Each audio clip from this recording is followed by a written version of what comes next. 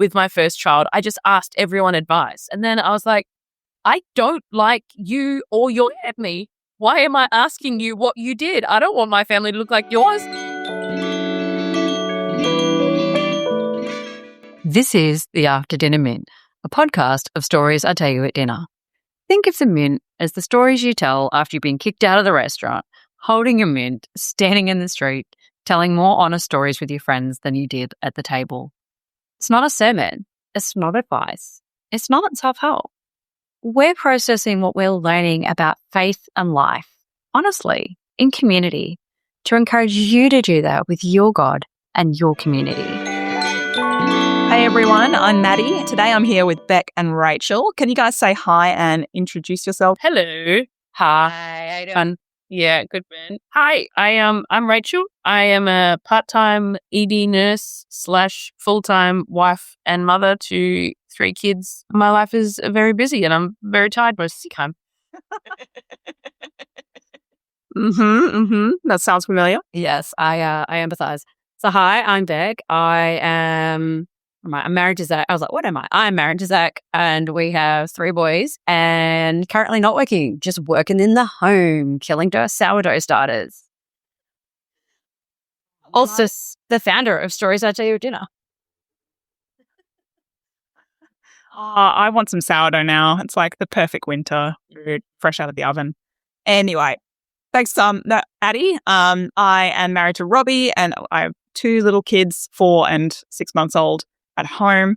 I'm doing my Masters of Divinity at Trinity and currently just trying to finish that off slowly but surely. Mostly at home, full-time parent at the moment. Wow. That's what I'm up to during the week. So thanks, guys. This episode today is considering the topic of parenting advice. There is so much information out there and there's so much advice to wade through. There's also a lot of people willing to share their opinions. And trying to sort through it all can be really frustrating and pretty confusing. And you can feel a little bit like you're drowning in advice when you're trying to sort it all through. Even if you aren't a parent, you'll find you do have an opinion on this. I think we all did. And then we became parents and you got a little bit thrown under the bus of it. Or maybe you understood your parents a little more. But this topic emerged after a lot of hair pulling, our own, not our kids, a few too many pieces of Lego stepped on, and generally a frustrating journey of trying to wade through the sea of parenting advice. So as Christians, what are we to be? Are we to be helicopter parents, free range? Does the Bible prescribe anything? Any kind of attachment style or love language? And how do we engage with secular parenting advice? Why does one approach seem to fit one family and yet feel like a square peg in a round hole in our own? Or what about different ages and stages? Look, we're not professionals in this in any way, but we are trying to figure out how to parent in a way that honors God and is good and honorable to our family and community. So welcome to the discussion. First off, what is parenting methodology that you've applied to your kids and did not work? I'm going to throw it to Rachel. When we first had, our oldest is 11, so we've been doing it for a little while. And we did a version of the Growing Kids God's Way course, which was called Parenting from the Tree of Life when we did it. And I wouldn't say that it didn't work. I think we got a lot of really, if nothing else, it was just a framework of like, what do we even start to do, particularly with a newborn and like getting some sort of sleep routine and that sort of thing. There was parts of that we felt was a bit too rigid or didn't fit our family that well. But I think that is an incredibly controversial teaching on parenting and there's a lot of very varied opinions on it. But I think we took what worked for our family out of that and then sort of let things go that we didn't, which I think is a reasonably healthy way to approach any parenting thing. You go, all right, what works? And also not everything works for every child either. So there were some things that worked for one of our kids and not for the others or vice versa. So that's probably the only like official parenting strategy we've applied. Beck, have you guys done anything? I think the thing that probably surprised me most, I don't think I did any structured things per se, but maybe because of like the training and the clinical training, I don't know, maybe I just absorbed it from Instagram. I'm not sure. But I really had this thing in my head that like, gentle parenting, attachment parenting, like you got to be there with your kids for them to calm down and kind of like do that together. But like with one of my kids, that really didn't work at all. Like he kind of just needed time to just go off and rage a bit, and then we'd come back and like debrief. But I do remember being quite surprised by that because I kind of just thought like, I've got to be with you and like co-regulation and all of that kind of stuff. But, like you were just saying, different kids do different things. I So not that gonna was lie, a major one for me. every time I read anything about like co-regulating with kids and I was like, that sounds, for the child within me, that sounds absolutely awful. I was like, get away from me. You need to wait, shouldn't me, and suppress my nervous. Get away from me with my feelings. I will take them away and I will come back later. Go away. Yes. And ironically, like, I was like, this is how I function. I was like, don't come near me. I'm sad. I need to like think about this and then I will come back and we can talk about it. So, Yes.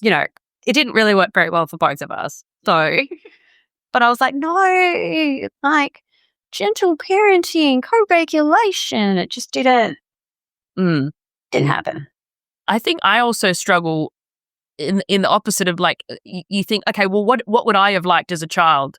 But then some of my kids are the opposite to me, and you go, okay, well, how do I don't want to do that because that's not what I would want, but that's what will help you. So I got to do that thing that makes me uncomfortable because that's not what I will do.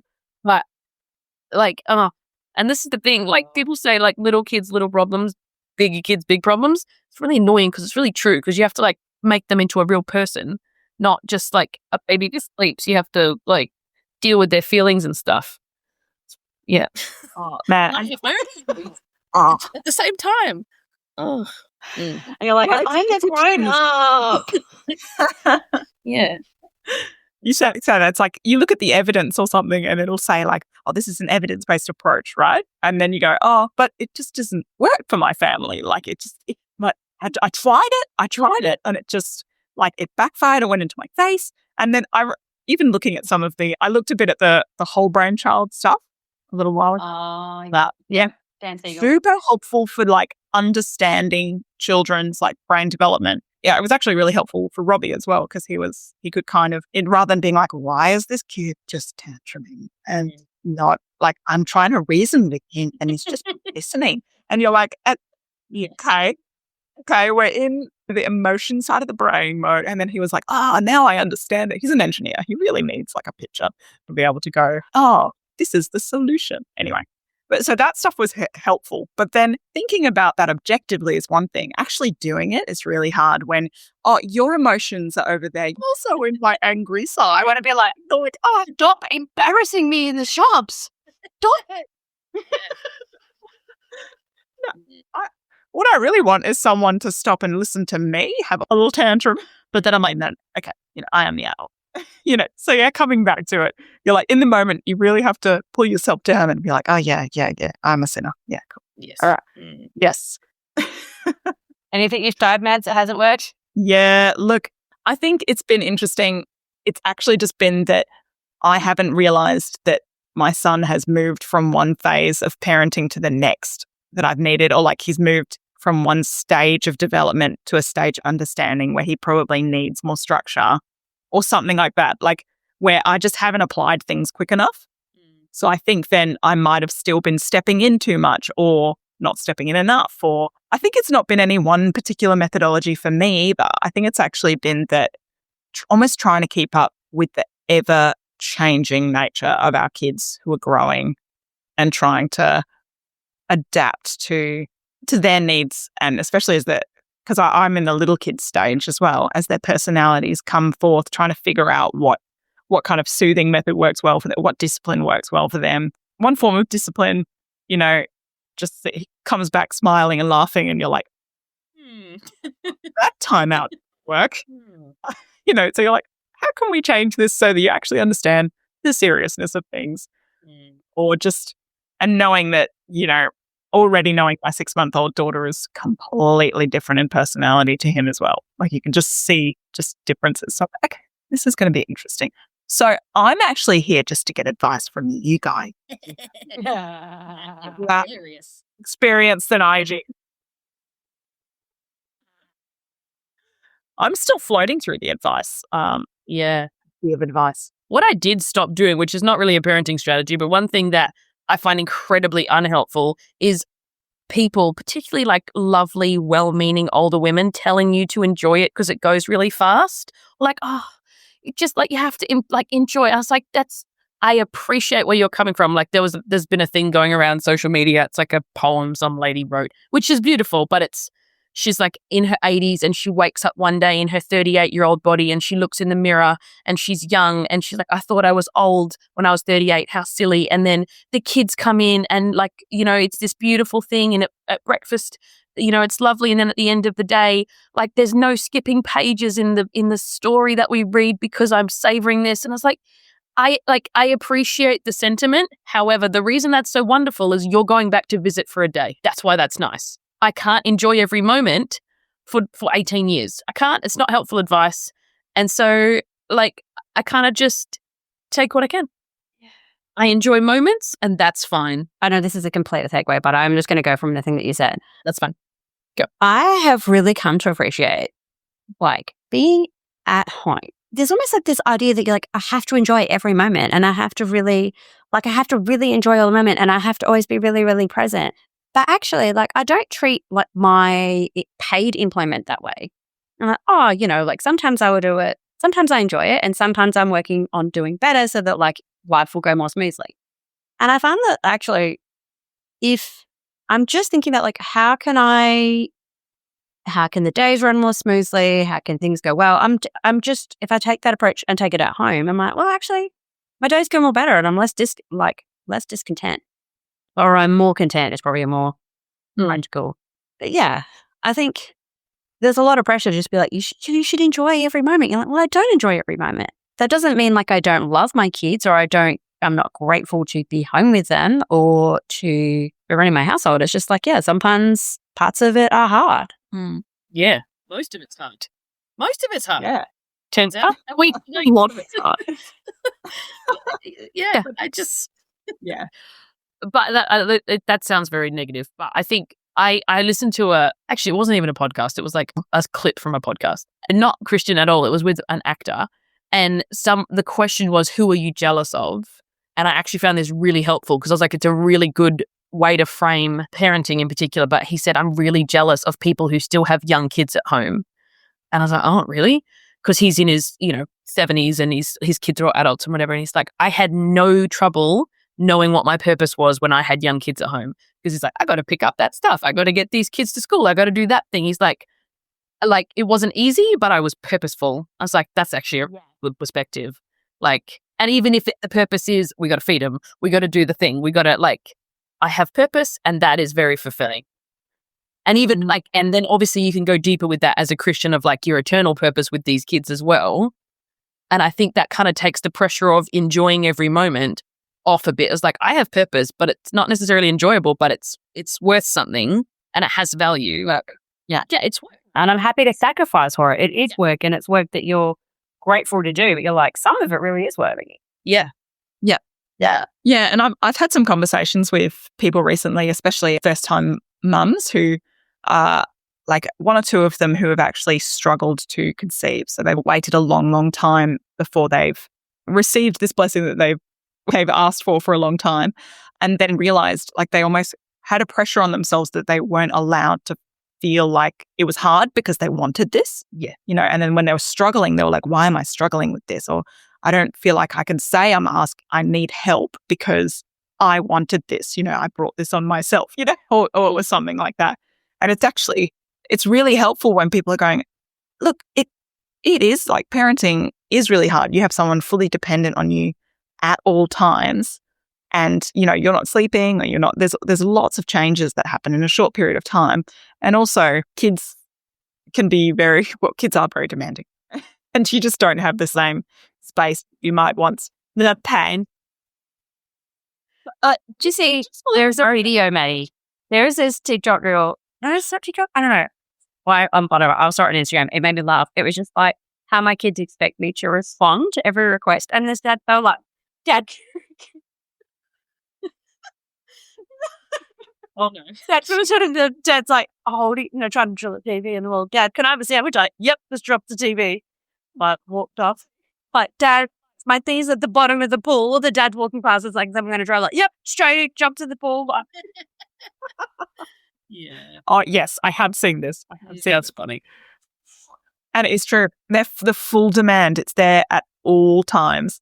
And it is challenging, but this might even lend itself into what we're going to discuss next, is that we can then be caught in the trap of parenting is hard. It's always hard. It's okay to always feel exhausted. Here's the stereotype of all parents. It's that you are constantly tired, you never sleep, you never blah, blah, blah, and that it's not enjoyable either. Mm. So I think on the flip side, we can get caught into this idea, kind of forget that our children are gifts to us. They are blessings. They are something quite amazing that God has given us and that we can enjoy them. And so that's kind of something I was thinking about and kind of leads well into the next question. What is something that you guys are learning about parenting as a Christian within the sea of secular parenting advice? Beck, did you want to? Yeah, I think it's probably unpopular in kind of secular gentle parenting advice. So the thing that I've really learned is it's kind for me to discipline my kids. It's actually kind for my children. An act of my love is to discipline them, to train them to obey, to be able to respect authority, and discipline and training them in the way that they should go. And so perhaps, and I have just come to see that if you don't train your kids, society will train them anyway, and they won't be as kind as you. And maybe having worked in a prison, you just see guys who, have never learned to listen. They've never learned to obey. And I feel rather actually, I'm tired of coming to prison. I'm tired of being in isolation down the back. I've got to stop flying off the handle every time someone gives me an instruction. And that's not little kids, but it is a good thing. There are verses in the Bible, one of them that I have thought about a lot in Proverbs. So this is Proverbs 29:17. So it says, discipline your son and he will give you rest. He will give delight to your heart. And I've just thought about that one a lot. I'm it's good to endure in discipline, and eventually, not all the time, Proverbs, they're not promises. They're just saying this is generally how things work. But generally training your kids is a good thing. And sometimes it's hard, but it's worth doing. And God is a God of order. And I think I know as an adult how, particularly as a mum, the amount of choices I have to make every day, that it is good. If I can provide my kids with a safe and structured environment where they're not having to make all these choices all the time because no one's looking, no one's clearing their path in their life and structuring things, so they having to make choices all the time because you don't actually have enough supervision or enough guidance is so stressful. I think that's hard for me as an adult. I have to make a million decisions all day. And you think that is such a gift to them for me to be able to provide a safe and structured place where they know what's going to happen and they can rest in that this is a reliable and ordered place. And to an extension of that God is the head of this house. As for me and my house, we will serve the Lord. God is a God of order. This is a house of order. And part of that order is you need to do what mum and dad say, but also that mum and dad have your best interest. And we know that God has our best interest as a family. Which ultimately comes down to trust. I can trust that other people will care for me. Even if I don't understand everything, I trust that they love me, they will be there. They're all really important parts of discipline. And to not provide that is, heading into neglect. And I think that live your truth or whatever is such a big thing at the, in society at the moment. You think I could not think of a worse my youngest she's turning 7 soon. I was she is very funny, but she's nuts. She's a nutter. I was she's not in charge. She cannot be in charge of choosing. She can pick her clothes and she picks crazy clothes. We're not putting that on her to decide what she gets to do all the time. That's just not safe. It's not fair. And it's not supporting her as a person. It's some choices, you're allowed to have some choices. Well, of course, yeah. Not all of them, but But like, not all of them. Yeah, not big ones. Yeah. Like, And that's also like imaging like a form of pet actually learn obedience and they learn submission in the sense that they also have to learn that in their Christian life too. In their walk with the Lord, they're learning that. And I guess you're providing this structure at home that also gives them the freedom, like a safe place to fail too. It's obviously like when they don't obey the rules at home, there's discipline and then there's reteaching and then you need to reinforce things. Whereas in, when they're older in the real world, like Beck would know, there's not much reinforcement. When they disobey the law and they've got a criminal record or things like that. That's other extreme. But you are actually teaching them life skills by having structure. Whereas I think there is a lot of that free-range parenting stuff out there which can advise that, we need to let them make their own decisions. Even as early as 5, they can choose their own gender. They have the right to self-determination. It's like being a kid's pretty confusing. Like they actually need some structure and boundaries. And you're right, making decisions is anxiety-inducing and scary, especially when you are young and don't have the framework or understanding of the world yet. That's where parents come in. Well, and the Bible says that our hearts are deceitful. So it's like, well, do I leave them to their own heart then? Particularly if I don't know if they have chosen to follow Christ. And so you think, well, I'm not just going to leave them to their own devices. From a Christian standpoint, we acknowledge, Dan and I acknowledge that we're sinners and we discuss that with the kids. And then you sort of have a certain amount of responsibility as well then of like, we acknowledge the wrong things we do and then, attempt to model repentance. And I think really essentially what we come down to on every podcast is, Jesus is right. This is the right way to like. Whatever that Jesus God for Brian.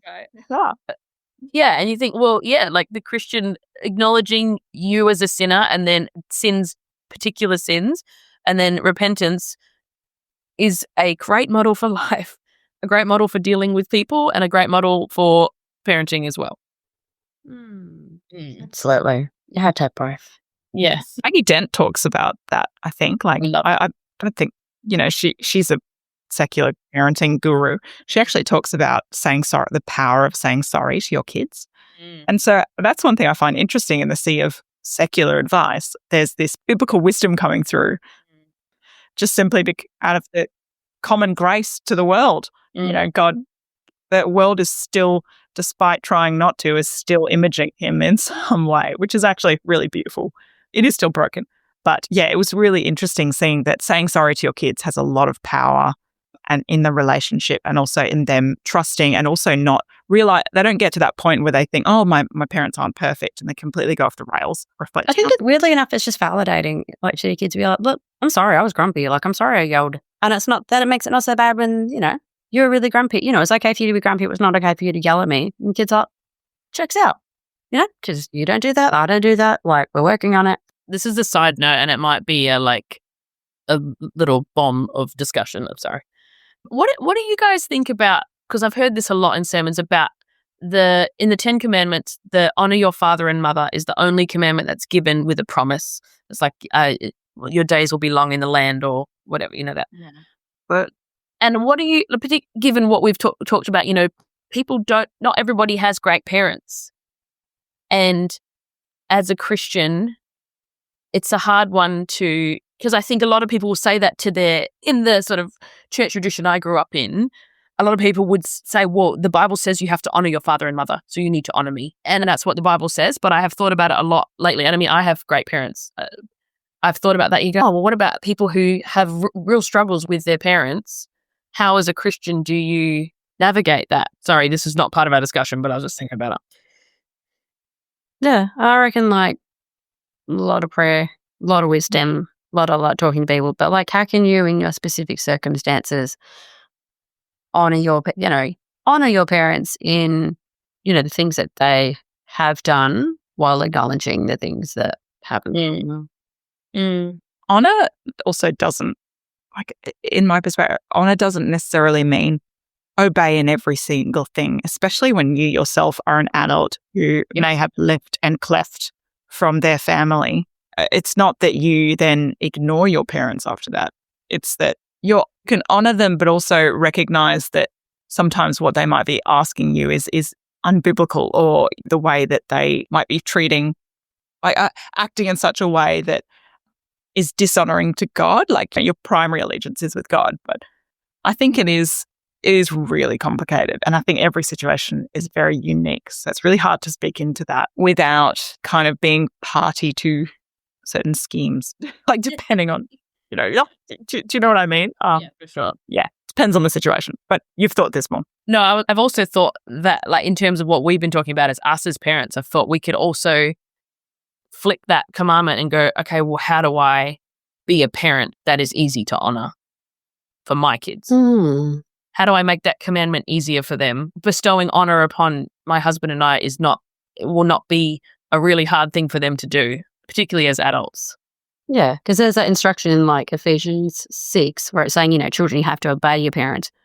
But then it's also saying, like, fathers, do not exasperate your children. Like, don't be excessively difficult. So I like that. I like that it just comes down to, well, what are you actually in control of? You're like, well, how I parent, how I love on my kids, like every day, that's a choice that you have. Like, you want to discipline out of like warmth and absolute love and care for your kids. Yeah. Yeah, you don't want to like cause a stumbling block for them doing that either. Because in terms of Christian parenting advice, what is something that you guys are learning about parenting as a Christian in the sea of all the Christian stuff going around? I read an article the other day as we were like prepping for this, and the title of the article is "Your Parenting Method Won't Save Your Kids, Grace Will," which is a good job. And there's a bit that I'll just read because it's easier. It says, "When I look at my Father, as in God the Father, the maker of everything, and realize that a good and perfect God who can do no wrong sees worth in me, someone who can't help but do wrong, it changes everything. The same guidance and grace he has given me, I want to show to my kids. I don't want to present a set of rules they need to follow in order to turn out the right way, but instead that they have value simply because God loves them and wants the best for them." And I think it's a very helpful place to come from, of like, okay, I mean, physically incapable of it, but to go, if I can in some way emulate how God feels about me to my kids and provide them as much of, well, a tiny amount, but the grace that is bestowed upon me. And if God can give that grace to me, then surely I can give this small amount to my kids. Yeah. I love that. And being humble enough, to realize that you and your children are in the same moral or, state spiritually as a sinner, and to then have grace for them in that. Because often it's very easy to just be like, can you just do what I've told you to do because I'm right? I'm right. You're wrong. Just do what I say. Which sometimes you need, like, don't run across the road. Good advice. But yeah, coming from a place of grace is very difficult to do, but I think is a good goal. Yeah, absolutely. And I think something I found really helpful, that I think it might have been Paul Tripp, parenting.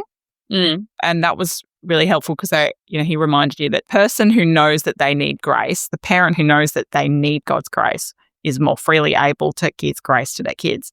And it's just a good reminder of like, what you were saying, being in the same spiritual state of neediness, of full dependence. And I think that's also another helpful thing, is that Paul Tripp also describes parents as God's ambassadors, like discipling children. These children are given to us, but we're also given to our children. God chose us to parent our children, and there is no one better for that job. He's equipped us for the job that he has given us. And so I found that really helpful as a framework for God doesn't leave us in our parent. Just go, and you're kind of disappointing me. Why isn't your kid like learned all the catechism questions yet and memorized all the scriptures? So I found that really helpful because he's equipping us in the moment to deal with all the parenting struggles and to also show grace to our kids when we don't feel like showing grace to them, because we've told them 1,000 times. We're going to have to tell them 1,000 more that they have to do X, Y, Z or learn these things. So yeah, Beck, what do you have to say to that? Just that, like, I do think as I parent, it is the thing that brings me most desperately to God, where I'm just like, I don't know what I'm doing. I really need you to help me.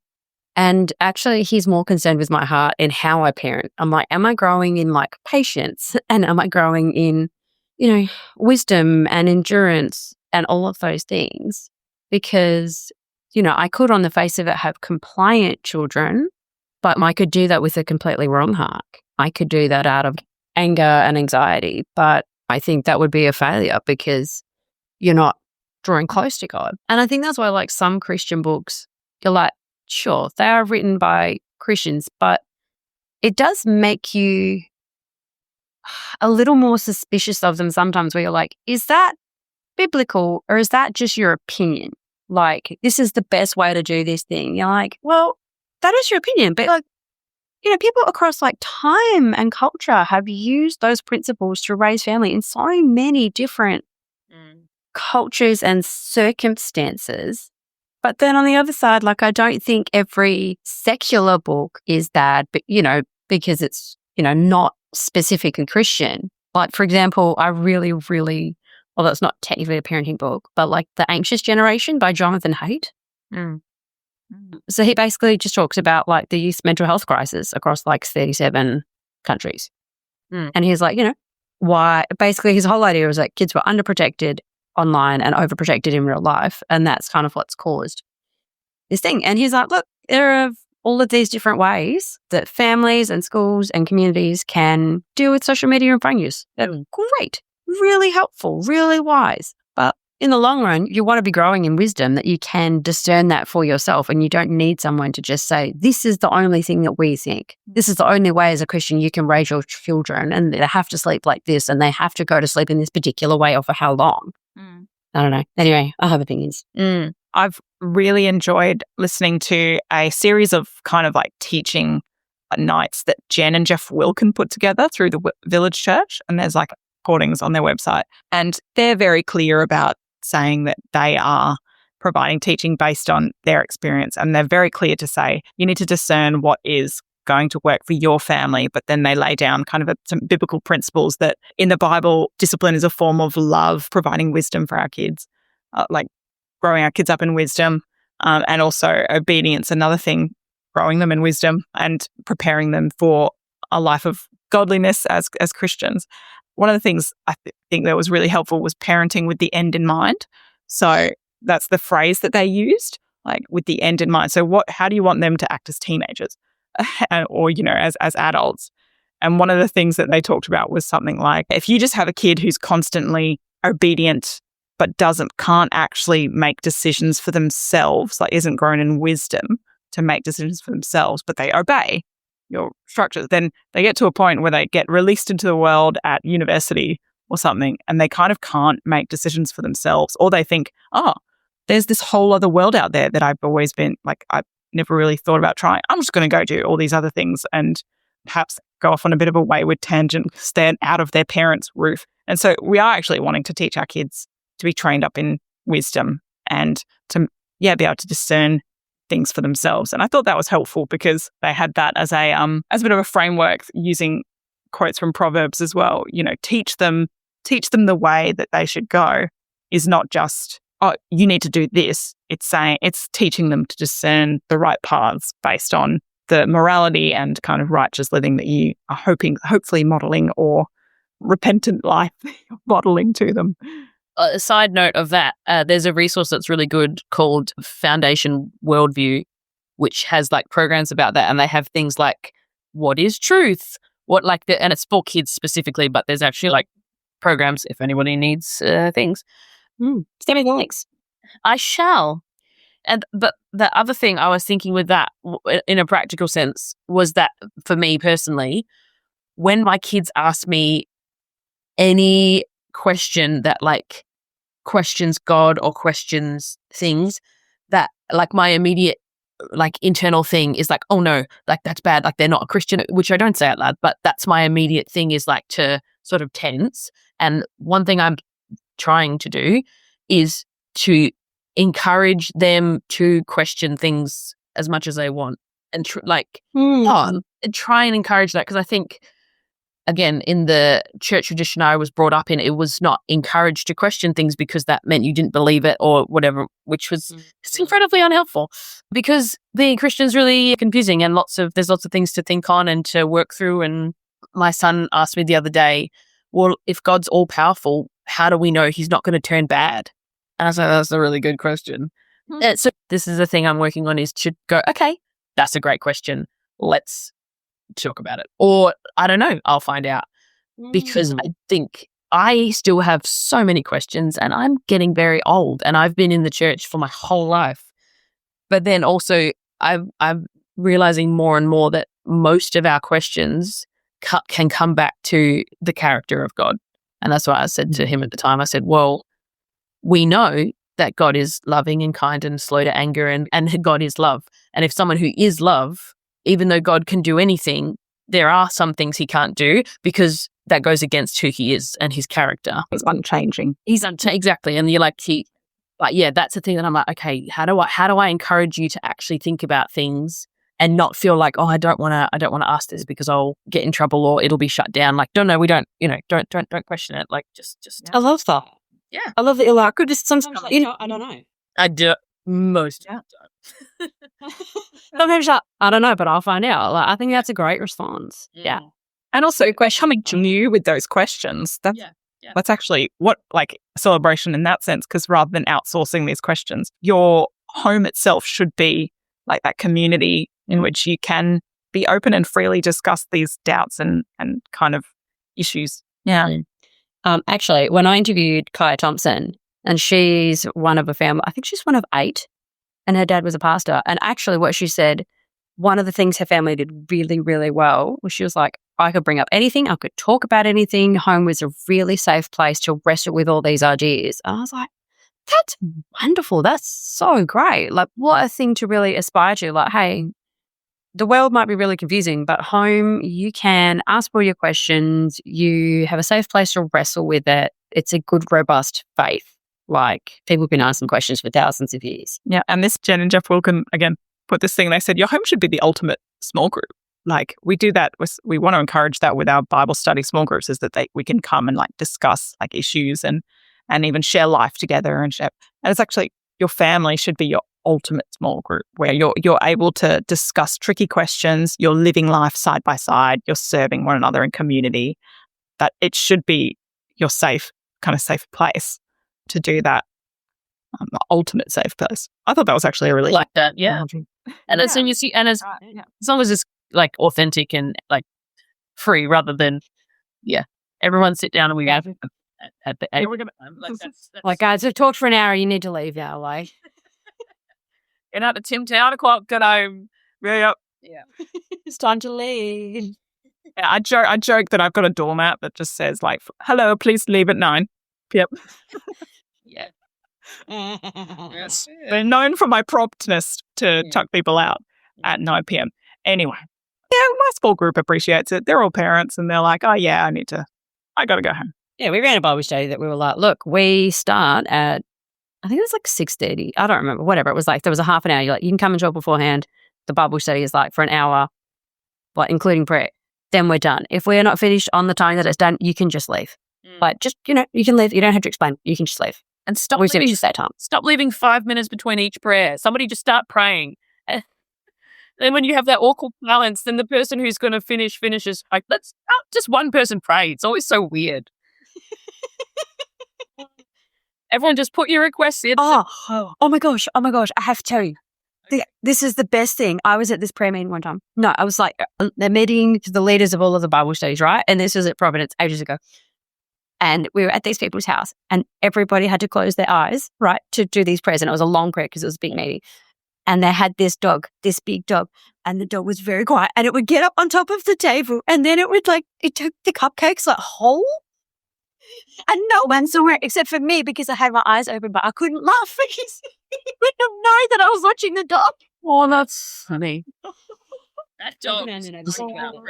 Some family needs a dog like that. That's so fun. I was like, what a smart dog, because it knew everyone's eyes are closed, their heads are down, it's prayer time, it's cupcake time. Yep. Well trained. It's, you know what? We've got kids like that. They just start when we're all of our eyes. Anyway. Yes. That's it. Good note there. Well, beware of the kids who How eyes are your trick is to a weird place. tell you that, tell everyone that person's eyes open are at the table when they shouldn't be when we're saying grace. And you're like, oh, how did you know? Oh, your eyes were open. Universal truth. We'll be wrapping this up pretty soon, but let's just think about what's something that's actually helped you process your own problems in parenting. I have 3 things. Oh, wow. Yeah. I know. I'm ready, bro. That's 3 things. Yeah. I go one. Start with the same. I was going to say, do they start with the same? Why my gosh? Yeah, alliterate. I really was like, alliterate. I've been thinking. No, there's a short list. One is actually just consuming less parenting content overall because it's just overwhelming. And someone once was just like, but look around you and see people who have kids who are pleasant to be around, like well-trained, lovely, because that doesn't naturally happen. And then you're like, hey, what'd you do? But why are your children so nice? Like, just ask them, like, they're happy to tell you. Like, find people who have grown-up kids, like, what'd you guys do? Like, just gathering information. And then it's just dumb. But like, reading my Bible more, reading Proverbs, being like, cool, can I train my kids in wisdom if I'm not wise? No. Must grow in wisdom. So that has been helpful. And then just like, probably every episode we end off in prayer, but I'm like, God help me. I don't know what I'm doing. I am like more angry than I ever realized and much less patient than I ever realized. And yeah. The kids you've given me are really annoying. Help me. That way they do what I wanted the first time. And then you read like the Israelites, they're like, we got up on the hill a long time. We needed to worship this man. They're like, don't you know about to not worship other gods? If your kids start melting down your jewelry, that's bad. They're in the backyard putting the steak up. You're like, oh, we've got 5 minutes. Why are you listening to me the first time? Oh, that's funny. Oh, yeah. I agree with the That's that TED talk. I did that a lot, particularly early on with my first child. I just asked everyone advice. And then I was like, I don't like you or your family. Why am I asking you what you did? I don't want my family to look like yours. So I stopped just asking everyone because I was like, I don't need this much advice. I need to get advice from people who are further ahead. Talk like friends. Actually, that's my other point is I have good friends around me. But if you're on the same stage, it's not that helpful because you're just like in a trench in mud going, oh, I don't know. What are we doing? But that's side. Solidarity is great and very helpful and necessary. However, if you would like advice and wisdom, talk to someone who's further ahead and whose family you like, whose kids you like, whose marriage you like, something who you're like, hey, that looks like it's going well. Let me ask them about it. Particularly if you ask them and they're really honest, that's a good sign. Mm-hmm. And then my other thing is what has helped me is having good friends that I can be authentic with. That's very helpful. But also friends who are going to be like, stop doing that. That whatever. You'll be that was too harsh. That was too mean or that whatever. Like, yeah. Yeah. Friends who are like, I don't think this is going well with your schedule. And you're like, yeah. I see that. I appreciate you. Yes.